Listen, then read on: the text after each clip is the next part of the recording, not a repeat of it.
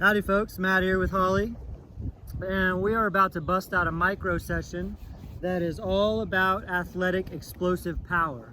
And we're using a slam ball for this. This is a slam ball micro session. For those of you who have a slam ball, anywhere from 10 to 20 pounds would be ideal.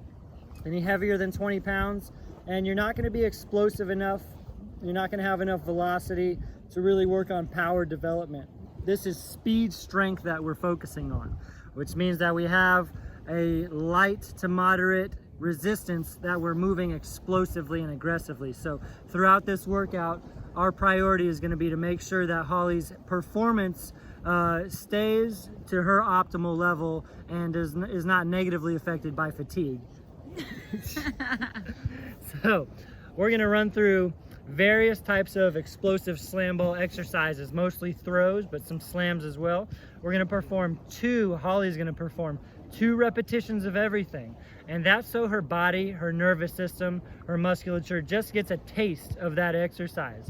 2 very, very aggressive reps, as high intensity, as explosive as possible, should be about your peak performance. When you drift into 3, 4, 5 reps, you'll already start to lose some of that explosivity. And again, we want to be firing on all cylinders to the max. So 2 reps of everything, and in between variations, Holly's going to use her deep diaphragmatic yogi breathing as recovery breaths. And we're always talking about utilizing our recovery breaths both during a workout, in between reps, in between sets, and before and after the workout, because your breath is your best friend. It really is one of the major dictating factors in your performance and recovery during a workout, and it helps you reel things back in. So without further ado, we're going to get on to our first variation.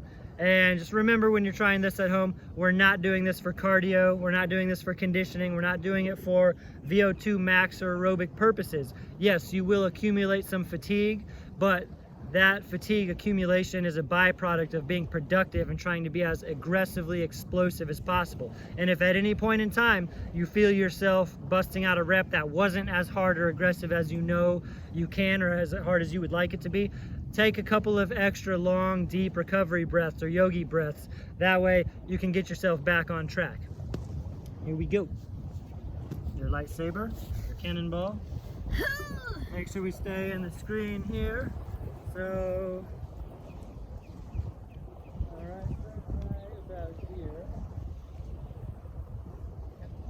All right, Yogi.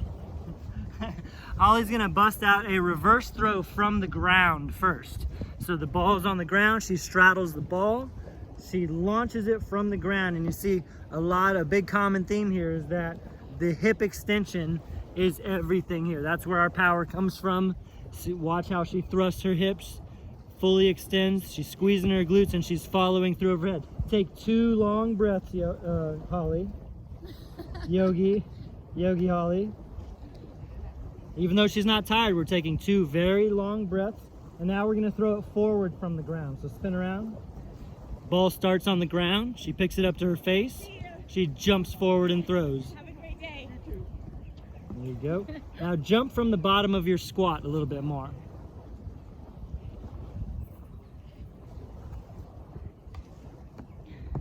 All right, 2 long breaths. She's going to make these 2 breaths last as long as possible. You can play a game with yourself. You can try to make the inhale and exhale last 2, 3, 5 seconds. The longer the better. The next throw we're going to go into is a reverse throw from the hang. And now she's going to throw the ball backwards using her hip extension, but it's as if she's swinging a kettlebell. So see how she loads, swings through the legs, launches back over the head. There we go, nice. Now, even as she goes to recover the ball on every rep, she's still going to take a long, deep breath, because breaths in between reps are just as important. So take 2 of the longest breaths you've got. I'm going to take you with me. So now we're going to do a chest pass throw, not from the bottom of your squat. So see how this is similar to our other forward throw, only now she stands up with the ball and then jumps and throws. No squat? You'll squat a little bit. Yep, notice how she caught herself on one leg, Landing softly and absorbing the impact is very important. All right, 2 long, deep breaths.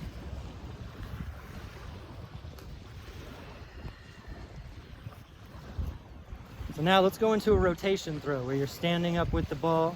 You twist and wind up. We're working the transverse plane now. Again, 2 reps at a time is just giving Holly's body a taste of the exercise so she can stay as explosive as possible.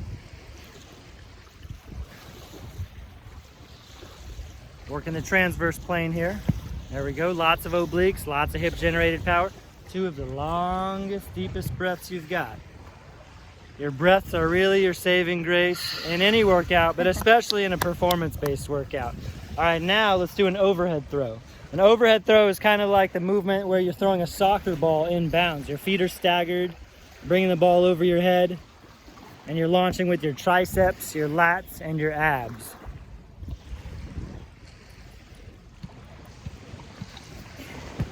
There we go. 2 reps is just a taste. We want 2 reps to leave you feeling like you want more. Like on that second rep, you just got the hang of it. And the idea there is then you can go through another round after your series of exercises and you didn't burn yourself out. So you accumulate more good quality volume.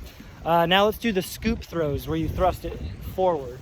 Scoop and thrust it forward. A scoop throw, again, is very much like a kettlebell swing, except you just launch the kettlebell. And just like a kettlebell swing, you'll load the hips, and then you'll thrust and squeeze the glutes. 2 long breaths. Now these breaths get harder and harder for Holly to maintain like a long duration, longish, and they might get shorter, but we're keeping her allowance, her recovery breath allowance to 2. So now let's get a shot put throw with the step back behind. This is one of my favorite throws here. Watch how she does a step back behind her, step, and then she launches it. Boom. Super athletic movement. Working the transverse plane. It's like a rotation throw and a shot put combined. Nice, take your 2 breaths. Let's see how long you can make them last at this point. We're several variations in. Even though we're only doing 2 at a time, it adds up because every rep is so aggressive. Now let's do a thruster throw, throwing straight up overhead with 1 arm. See how she shoulders the ball with 1 arm, dips, jumps, and throws. And it should go straight up, so you kind of have to get out of the way.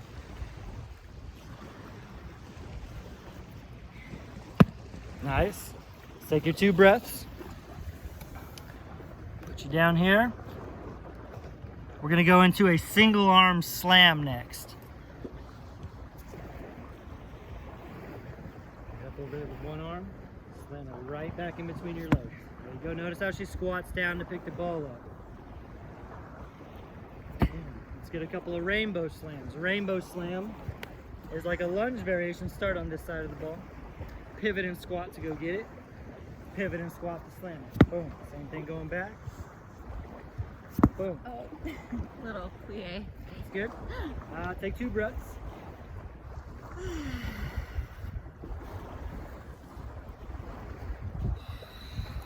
Now we're gonna get a couple of jump slams.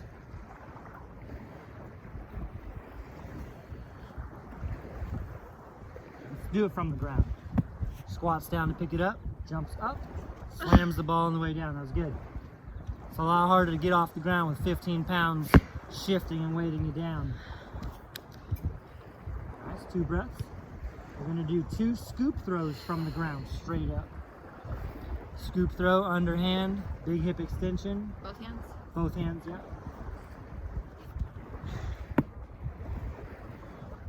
It's hard. Challenging. It's a little harder than it looks, for sure. There's a lot of moving parts, a lot of synchronicity, a lot of rhythm and timing going on.